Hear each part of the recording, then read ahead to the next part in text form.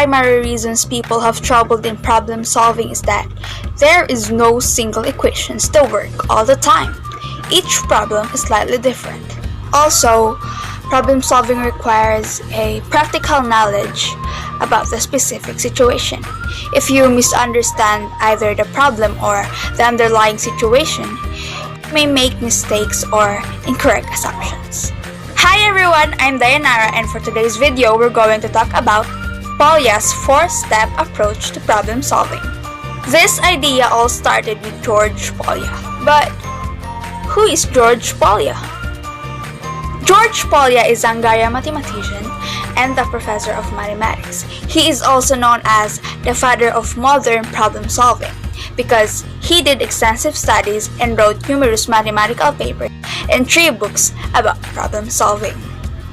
According to George Polya, mathematical problem solving is finding a way around a difficulty, around an obstacle, and finding a solution to a problem that is unknown. So now, let's proceed to Polya's 4-step approach to problem solving. So first is to understand the problem.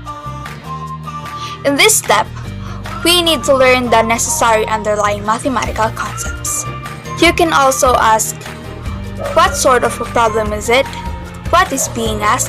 What do the terms mean? Is there enough information or is more information needed? And lastly, what is known or unknown? You can also rephrase the problem in your own words and write down the specific examples of the conditions given in the problem. Next is the step 2, devise a plan. This is like, how are you going to attack the problem? Here are some possible strategies you can use. You can draw a picture, use a variable or choose a helpful name for variable or unknown, be systematic, solve for a simpler version of a problem, guess and check or trial and error, look for patterns, and make a list. Let's proceed to the 3rd step, which is to carry out the plan. Once you have an idea, jot it down immediately, and when you have time, try it out and see if it leads to a solution. If the plan does not seem to be working, then start over and try another approach. Always remember that the key is to keep trying until something works. And now let's move on to the 4th step, which is to look back. Once you have a potential solution, check to see if it works. In this step, we need to know if you answered the question or is your result reasonable. We also need to double check to make sure that all of the conditions related to the problem are satisfied or are those computations that we did are correct. And please take note, if you find that your solution does not work, there may only be a simple problem. Try to fix or modify your current attempt before scrapping it. Again, here are the 4 steps.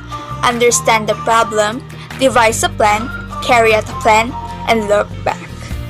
So now, I'm going to show you how to apply these steps. And here's the problem. Miss Isabel built a square fence for her pet dog. She used 7 vertical posts on each side of the fence. How many posts did she use altogether?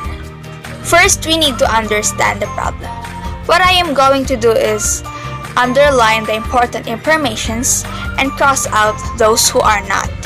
Next is to devise a plan. So in this problem, I'm going to draw a fence and count the number of posts. So now let's carry out the plan.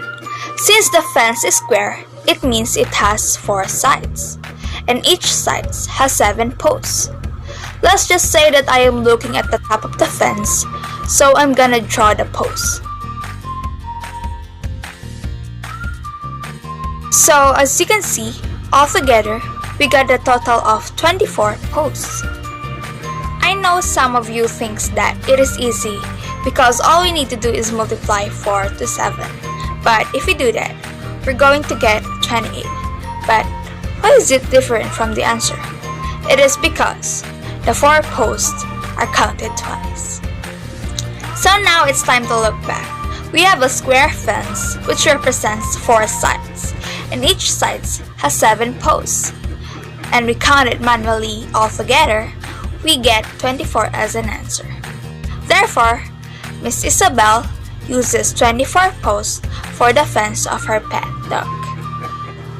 So that's all for today, guys. I hope you enjoy the math lessons with me, and I hope you understand a lot about problem solving, and keep safe and see you to the next video. Bye!